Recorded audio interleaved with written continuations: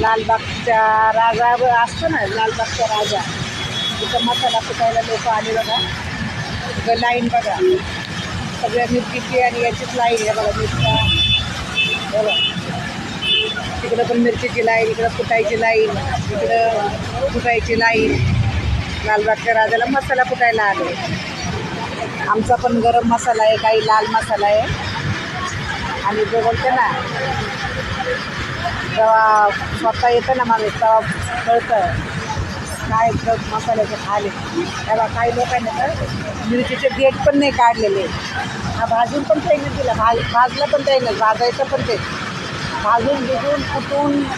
गर्दी बघा, त्या बाजूला वेगळी लाईन आहे त्या दुकानाची, या बाजूला वेगळी लाईन. हे बघा, स्वतः तिकडे भाजतात पण. लालबागच्या राजाला आलं मसाला कुटायला. लाल तिखट, लाल मसाला वेगळा, गरम मसाला, मटण मसाला वेगळा, असे 2 मसाले करू राहिले, कुटून बिटून घेऊ राहिले. पण आता ते गेले तू वडापाव शोधायला, कारण की आम्हाला 8 तरी वाजतील. लई नंबर आहे, लई लाईन लागलेली. लोक रेडीमेड मसाला घेऊन खातात. काहीच चव आहे का हो त्याला? हे जे लोक कुटून घेतात, हे कुटणे आहेत, हे कुटून घेतात हे लोक. हे येडे आहे का?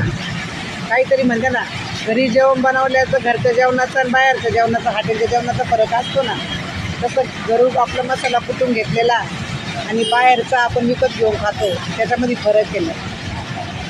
माझा व्हिडिओ आवडला तर लाईक करा, कारण की मी आले लालबागच्या राजाला मसाला कुटायला.